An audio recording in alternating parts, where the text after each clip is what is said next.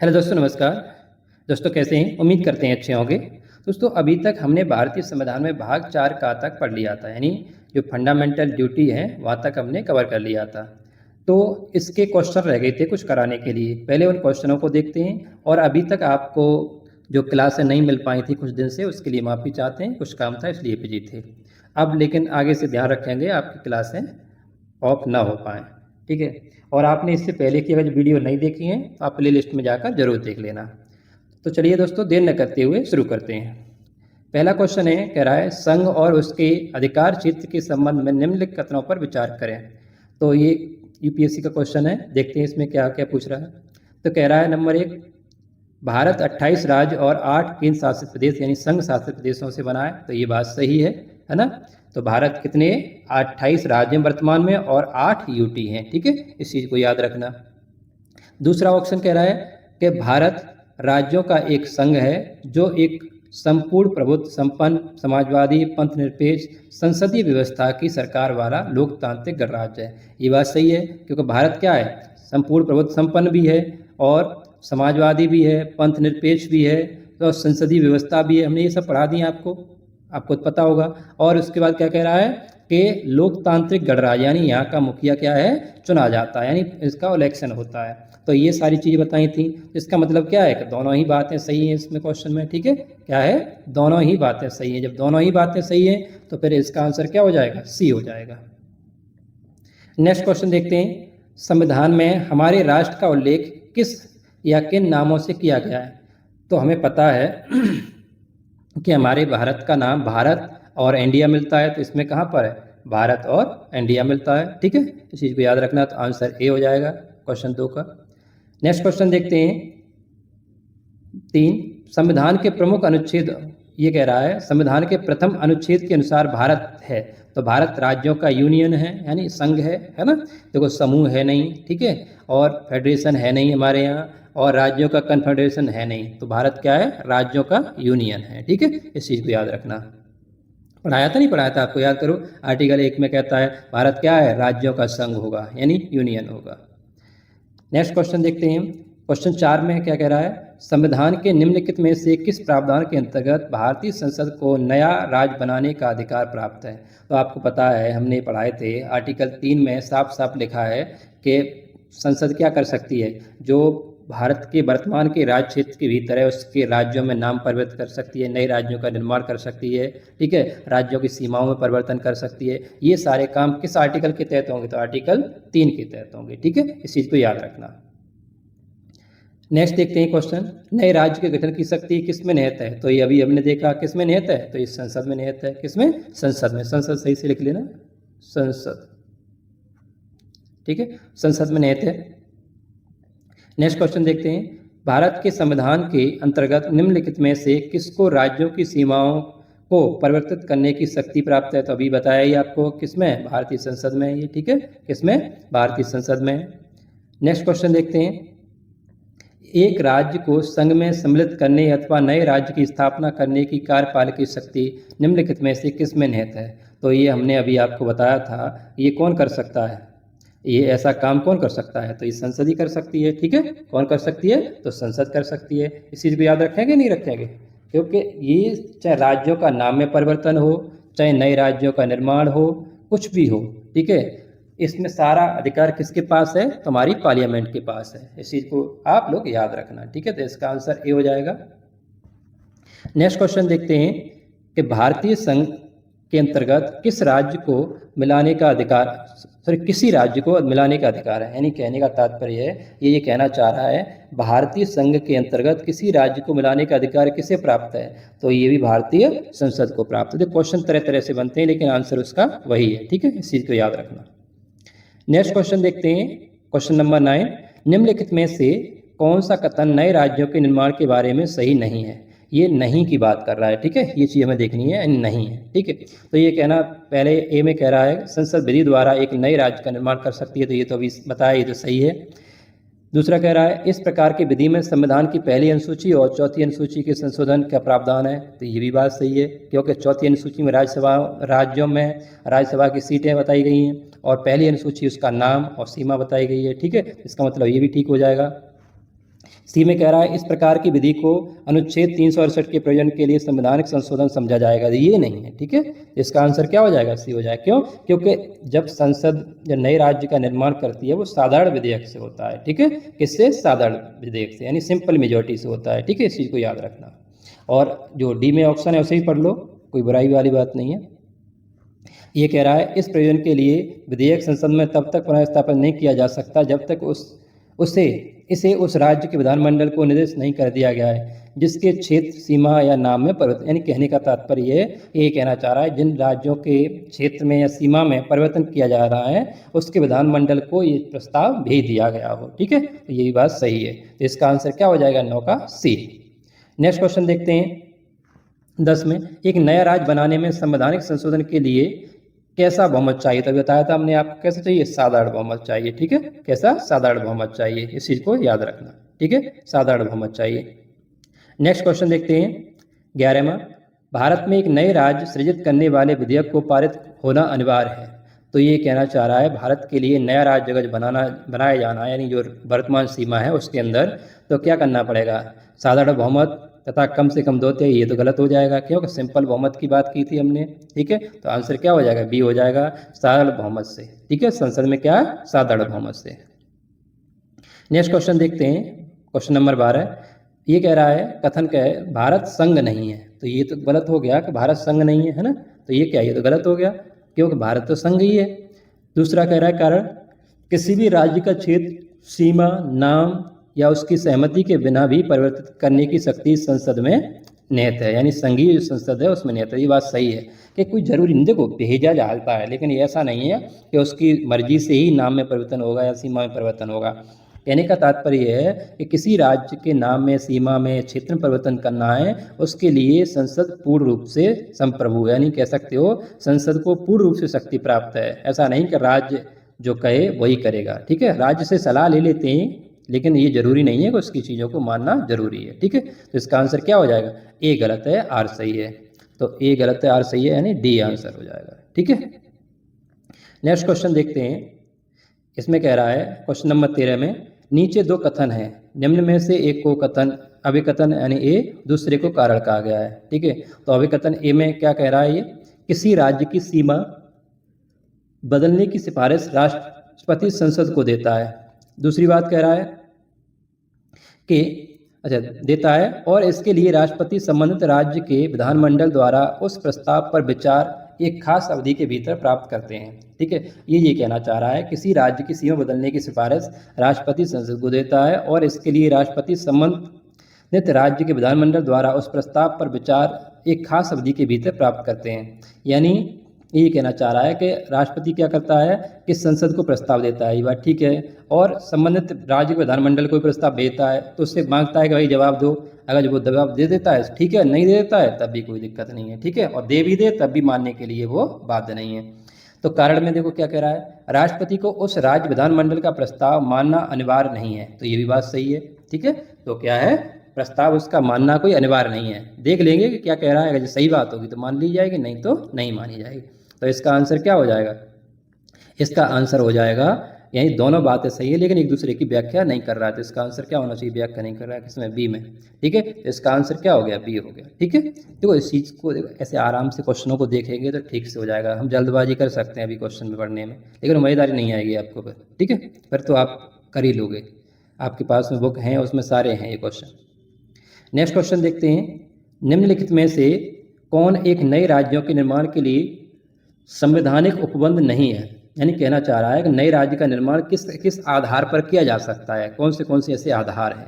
Question पढ़ने का थोड़ा तरीका सीखो, है ना। तो ये आधार पूछ रहा है, ये कह रहा है किसी राज्य का क्षेत्र बढ़ा, ये हो सकता है किसी राज्य का क्षेत्र बढ़ाया जा सकता है, किसी राज्य का क्षेत्र घटाया जा सकता है, ठीक है। किसी के नाम में परिवर्तन किया जा सकता है, ये भी सही है। लेकिन ये क्या कहना चाह रहा है, एक राज्य संघ राज्य क्षेत्र में शामिल कर सकेगा। तो देखो ऐसा राज्यों को अधिकार नहीं है कि वो संघ राज्य क्षेत्रों में शामिल कर सके। ये अधिकार किसके पास है? संसद के पास है, ठीक है। ऐसा कुछ भी कोई कारण नहीं होता है कि एक राज्य संघ राज्य क्षेत्र में शामिल कर सकेगा, ठीक है। ऐसा कुछ नहीं है कि राज्य को ये अधिकार एक भी नहीं है, ठीक है। इसी को याद रखना, देखो संसद ही सर्वोपरि है इसमें काम करने में। नेक्स्ट क्वेश्चन देखते हैं 15वां, निम्नलिखित में से कौन सा संविधान के अनुच्छेद 3 के तहत संसद के एक कानून द्वारा संभव नहीं है। यानी ये कहना चाह रहा है निम्नलिखित में से कौन सा संविधान के अनुच्छेद 3 के तहत संसद के एक कानून द्वारा संभव नहीं है। यानी ऐसा क्या क्या काम नहीं हो सकता है जो अनुच्छेद 3 के तहत नहीं आता हो। तो इसमें कहना चाह रहा है नए राज्य का गठन, तो ये बात सही है, हो जाएगा। नए राज्यों के क्षेत्रों में परिवर्तन, तो ये भी हो जाएगा। राज्यों की सीमा में परिवर्तन, तो ये भी हो जाएगा। नए राज्य का प्रवेश, ये तो नहीं होगा, नए राज्य का प्रवेश नहीं होगा। क्यों? क्योंकि नए राज्य का प्रवेश इसके तहत नहीं हो सकता 3 के तहत। वो किसके तहत होगा? वो आर्टिकल 2 के तहत होगा।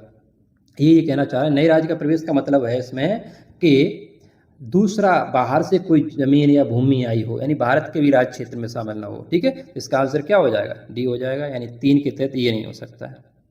ठीक है, नेक्स्ट देखते हैं क्वेश्चन नंबर 16। इसमें क्या कह रहा है? निम्नलिखित कथनों पर विचार कीजिए और दिए गए कूट की सहायता से बताइए कि कौन से कथन सही है।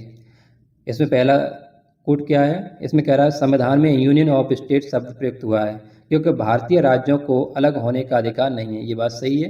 ठीक है, दूसरा कह रहा है एस के धर आयोग ने राज्यों के पुनर्गठन हेतु भाषा के आधार की अपेक्षा प्रशासनिक सुविधा को वरीयता दी। ये भी बात सही है। एस के धर जो आयोग था उसने क्या कहा था कि सिर्फ और सिर्फ भाषा का आधार न माना जाए, इसके लिए क्या है? प्रशासनिक चीज़ों को भी देखा जाए।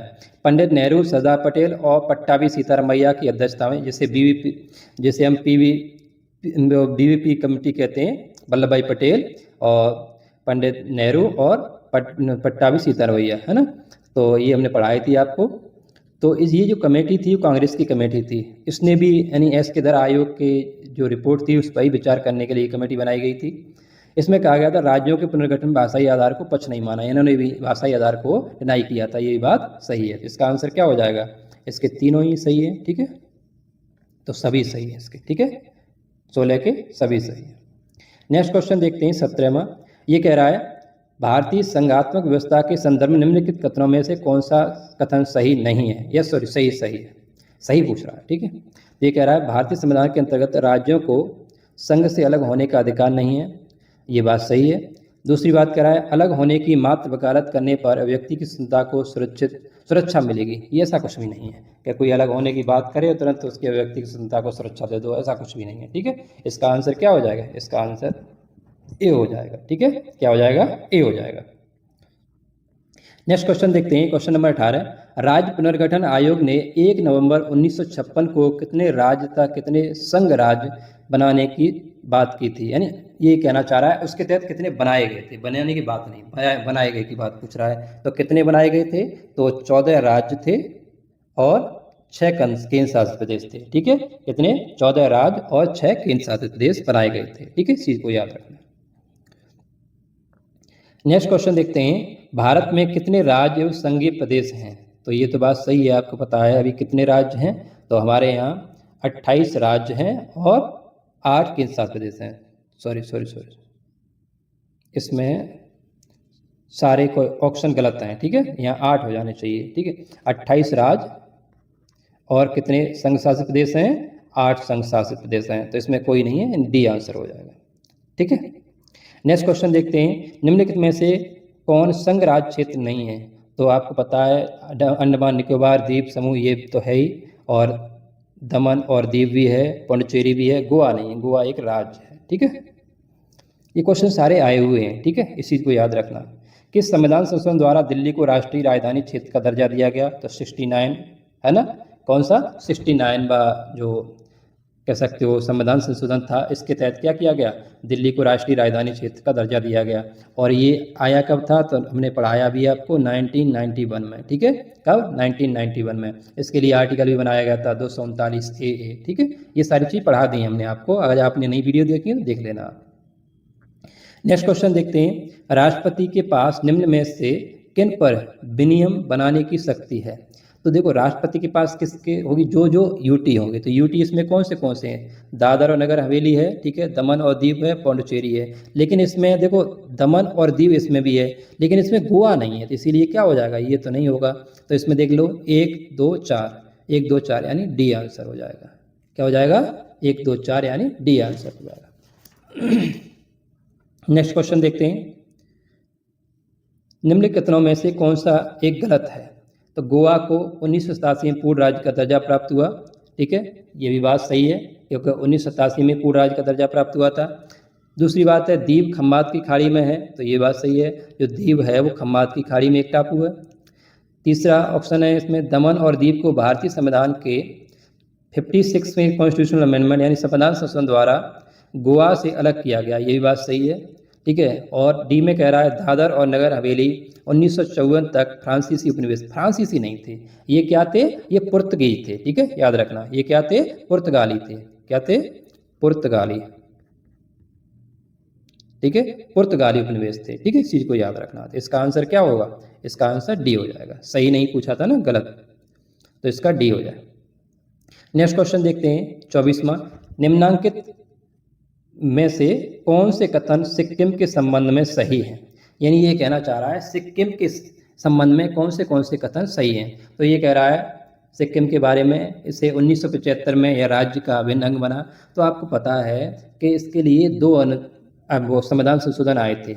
एक तो क्या था 35 कॉन्स्टिट्यूशनल अमेंडमेंट, ये आया था 1974 में। ठीक है, दूसरा आया था 36वां कॉन्स्टिट्यूशनल अमेंडमेंट, ये आया था 1975 में। ठीक है, तो इसके तहत क्या किया गया कि 35 के तहत तो संघराज्य क्षेत्र बनाया, नहीं कह सकते हो, ये पूर्ण राज्य नहीं बन पाया था 1974 में। लेकिन जो 36वां संविधान संशोधन था 1975 के तहत सिक्किम क्या बन गया, पूर्ण राज्य बन गया था। ठीक है, इस चीज़ को उस समय के हिसाब से देखा जाए तो उस समय का जो राज्य था ये बना था। ठीक है, 1975 में, क्योंकि सिक्किम जब स्वतंत्रता के बाद में हमारे यहाँ पूर्ण रूप से शामिल तो था नहीं, उसके बाद में प्रयासों से देखा जाए तो ये शामिल किया गया था। ठीक है, नेक्स्ट देखते हैं, तो इसका आंसर क्या हो जाएगा। अरे हाँ, इसमें एक और ऑप्शन रह गया कि इसके मुख्य निवासी लेप्चा है, तो ये बात सही है, लेप्चा वहाँ के रहने वाले लोगों को कहा जाता है, तो इसके आंसर डी हो जाएगा, यानी तीनों सही है।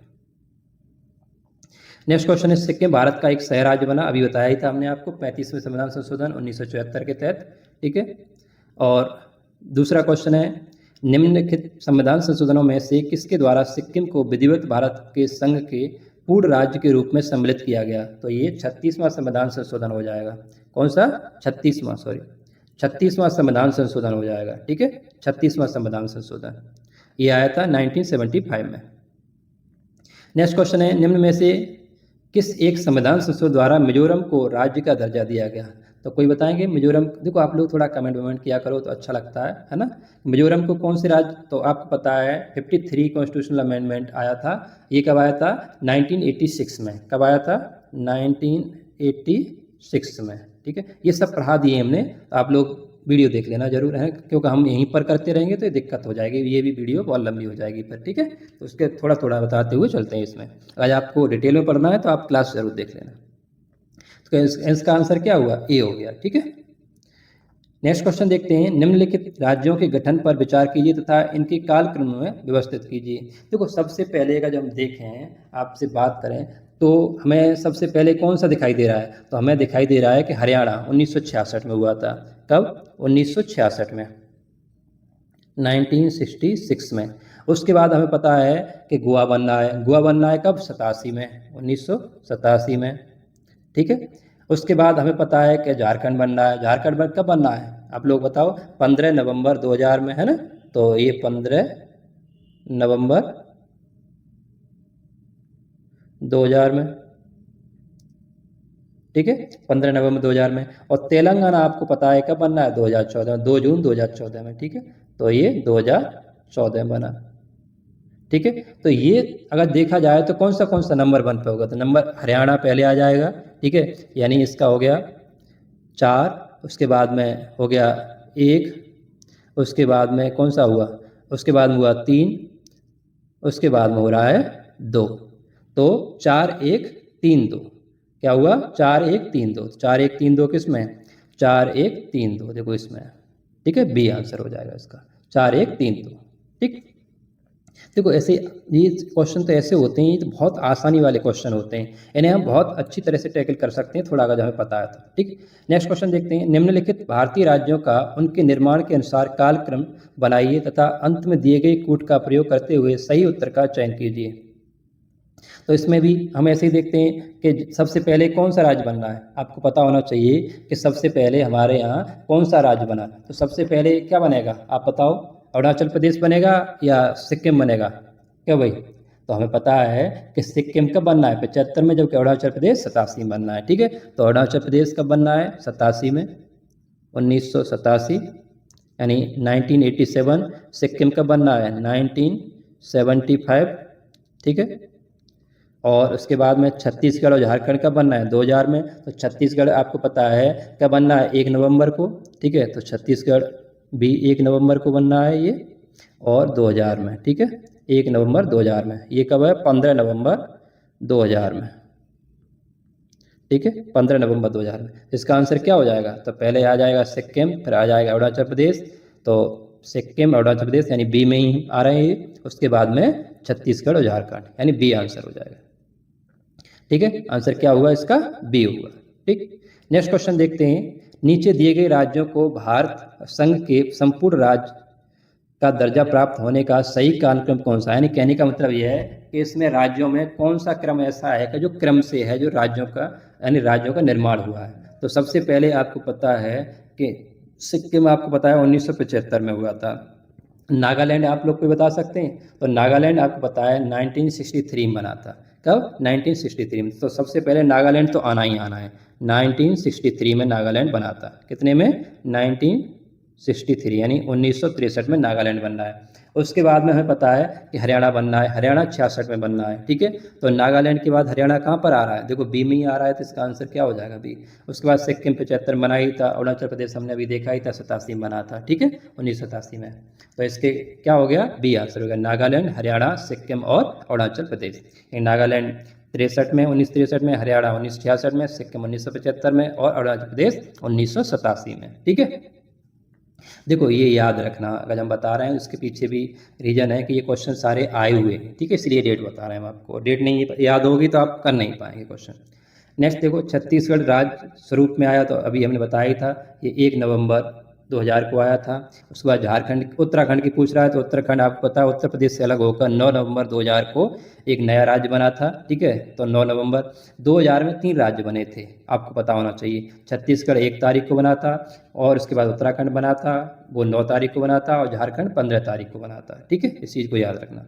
तो झारखंड का भी क्वेश्चन हमने रख दिया है, तो ये याद रखना 15 नवंबर, सॉरी जनवरी लगा दिया ना, 15 नवंबर, ये 15 नवंबर होगा। ठीक है, ये ऑप्शन इसमें थोड़ा गड़बड़ हो गए, इसे 15 नवंबर कर लेना।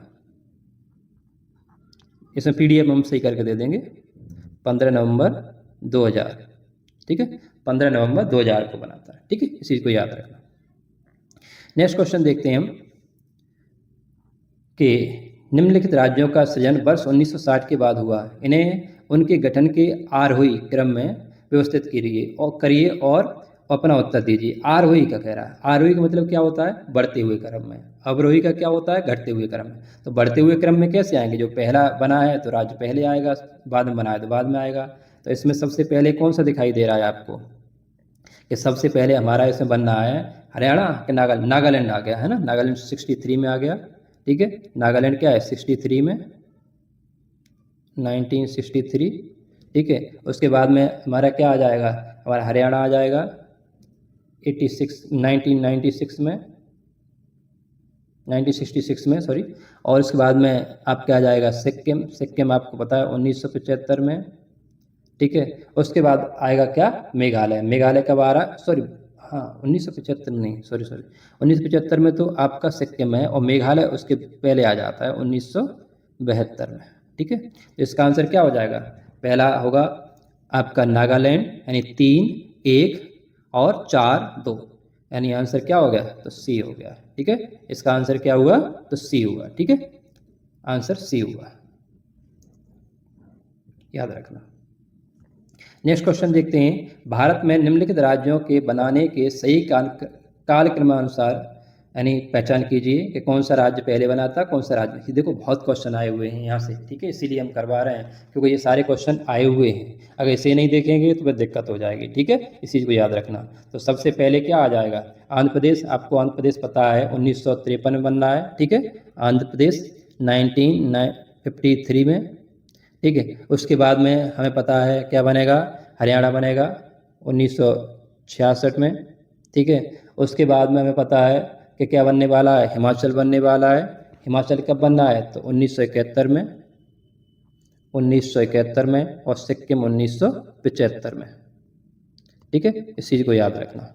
तो इसमें आंसर क्या हो जाएगा, पहला 1, 3 और 2, 4, 1, 3, 2, 4, इसका आंसर क्या हो गया, बी हो गया, ठीक है। आंसर क्या होगा इसका, बी होगा, ठीक। नेक्स्ट क्वेश्चन देखते हैं कि निम्न राज्यों के निर्माण का सही आरोही क्रम क्या है। यानी आरोही क्रम का मतलब यह है बढ़ते हुए क्रम, यानी पहले कौन सा बना फिर बाद में कौन सा बना। तो सबसे पहले हमें पता होना चाहिए कि नागालैंड सबसे पहले बना था। इसमें तो ऑप्शन में ही एक ही नागालैंड है, ठीक है। नागालैंड इन राज्यों के हिसाब से पहले बना था। तो नागालैंड, उसके बाद मेघालय, सिक्किम, अरुणाचल प्रदेश, ठीक है। मेघालय आपको पता है कब बनना है, 1972 बनना है। नागालैंड आपको पता है 63 में बनना है, ठीक है। सिक्किम 75 में बनना है, अरुणाचल प्रदेश 87 में बनना है। ये याद हो गए होंगे अब तो मानना है, ठीक है। इसका आंसर क्या ए रहेगा 36 का। 37 में देखते हैं निम्नलिखित राज्यों के निर्माण का सही अवरोही क्रम क्या है। डिसेंडिंग ऑर्डर की बात कर रहा है, यानी जो बाद में बना है वो पहले आ जाएगा, जो पहले बना है वो बाद में रहेगा, ठीक है। तो आपको पता है कि आंध्र प्रदेश के बाद में राजस्थान बना था। तो राजस्थान सबसे बाद में किस में है, तो डी में है, ठीक है।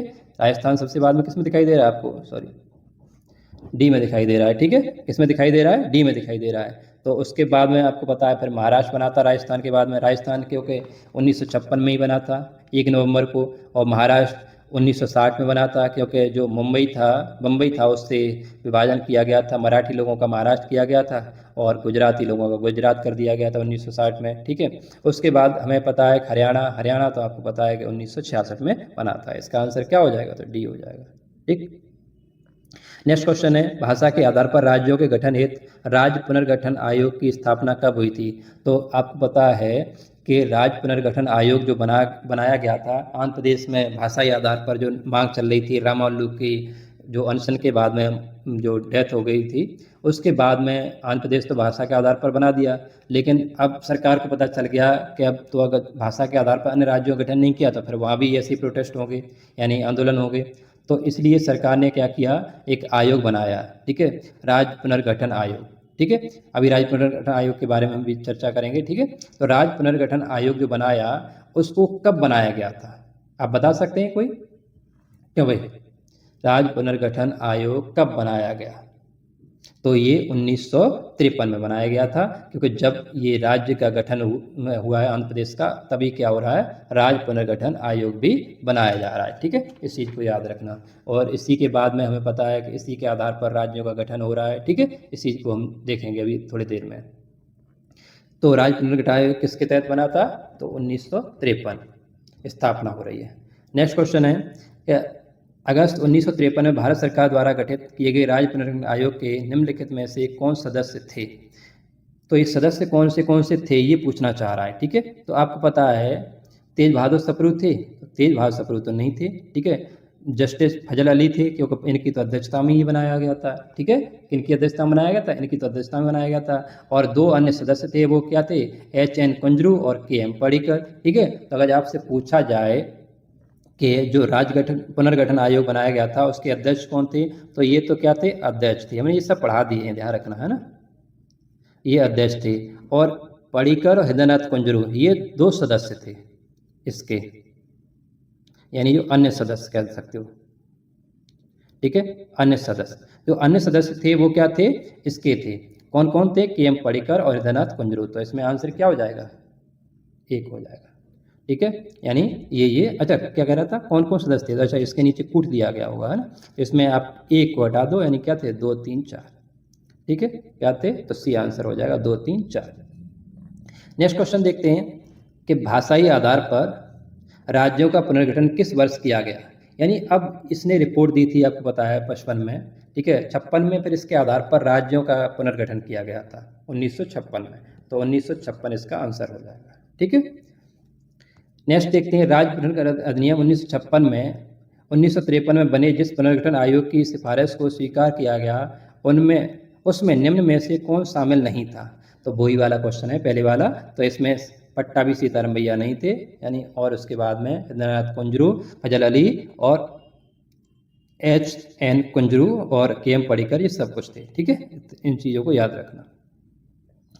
नेक्स्ट क्वेश्चन देखते हैं, भाषाई आधार पर सर्वप्रथम किस राज्य का गठन किया गया था? तो थोड़ी देर पहले बताया था, आंध्र प्रदेश का किया गया था। ठीक है, आंध्र प्रदेश एक भाषाई राज्य के रूप में कब गठित किया गया? तो 1953 में किया गया था। ये सब बता दिया हमने अभी आपको। नेक्स्ट क्वेश्चन है, इसमें कह रहा है राज्य पुनर्गठन आयोग 1953 के संदर्भ में निम्न कथनों पर विचार करते हुए सही विकल्प चुनें। तो पहला कथन क्या कह रहा है? ये कह रहा है जस्टिस फजल अली, K.M. पडिक्कर और हृदयनाथ कुंजरू इसके सदस्य थे। तो ये बात सही है, अभी हमने देखा है। तो ये तीनों थे इसमें। दूसरा कह रहा है आयोग ने बम्बई और पंजाब के विभाजन का समर्थन किया। दूसरी बात कह रहा है, तीसरी, संसद के पास राज्य पुनर्गठन कानून 1956 के तहत 14 राज्य और 6 केंद्र शासित प्रदेश बनाए गए। ठीक है, तो ये कहना चाह रहा है कि संसद ने क्या किया था, ये पास इसने क्वेश्चन में लिख दिया है, वही हमने लिखा है, लेकिन कहना चाहिए संसद ने जो पास किया था राज्य पुनर्गठन कानून, उनके तहत 14 राज्य 6 केंद्र शासित प्रदेश बनाए गए थे। तो ये भी बात सही है। तो इसका आंसर क्या हो जाएगा? 1 और 3, क्योंकि बम्बई के बारे में इसने विभाजन का समर्थन नहीं किया था, इसका मतलब कह सकते हो विरोध किया था। इसने कहा था बम्बई को विभाजित न किया जाए। ठीक है, तो इसका आंसर क्या हो जाएगा? इसका आंसर हो जाएगा कि 3 और 1। 3 और 1 किस में? डी में। ठीक है, ये आंसर हो जाएगा। नेक्स्ट क्वेश्चन देखते हैं कि निम्न कथनों में से कौन सा सत्य है? ठीक है, तो सत्य देखते हैं क्या क्वेश्चन है। कांग्रेस के नागपुर सत्र 1920 के पश्चात प्रांतीय कांग्रेस समितियों का गठन भाषाई आधार पर किया गया, ये बात सही है। दूसरी बात क्या कह रहा है कि 1948 में कांग्रेस ने भाषाई आधार पर प्रांतों के गठन की मांग को अस्वीकार कर दिया। तो ये बात सही है, क्योंकि पंडित जवाहरलाल नेहरू, पट्टाभी सीताराम भैया और उसमें क्या नाम है, सरदार पटेल जी, ये तीनों थे। इन्होंने क्या किया था, जो जेवीपी कमेटी थी, तो उन्होंने विरोध किया था इसका। ठीक है, इस चीज़ को याद रखना। तो इसका अस्वीकार किया था, यानी कहने का तात्पर्य क्या हुआ कि दोनों ही सही हो गए, यानी अस्वीकार की बात कर रहा है, यानी विरोध की बात कर रहा है। ठीक है, तो दोस्तों ये भाग 1 से यहीं तक क्वेश्चन थे, यानी भाग 1 से क्वेश्चन इतने ही थे। इंपॉर्टेंट क्वेश्चन बनाए हमने, बहुत ज़्यादा क्वेश्चन रिपीटेशन नहीं किया है इसीलिए। और अगला हम वीडियो देखेंगे जो नागरिकता से संबंधित क्वेश्चन है उसके लिए। अगर आपको वीडियो अच्छा लगा हो तो दोस्तों के साथ शेयर और लाइक और सब्सक्राइब जरूर करवा देना, क्योंकि कई दिन से वीडियो हमने डाला नहीं है, तो ये इसमें फीड में नहीं आ पाएगा। ठीक है, मतलब रिकमेंड नहीं करेगा अभी ज़्यादा लोगों को यूट्यूब, है ना, ये आप लोग जानते होंगे। तो 2-3 दिन थोड़ा इसका सहयोग करो वीडियो का, तो वो अपने आप जाते रहेंगे फिर तो। ठीक है, धन्यवाद।